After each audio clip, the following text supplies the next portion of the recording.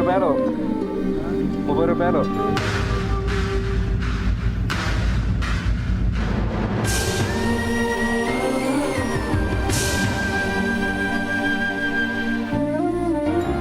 ₹8 నేను రావు కదా,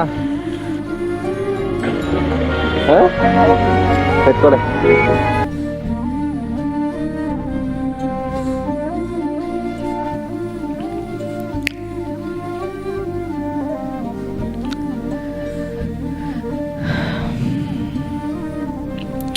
నిజంగా ఇలాంటివి చూస్తున్నప్పుడు అసలు కళ్ళల్లో నీళ్ళు ఆగట్లేదు.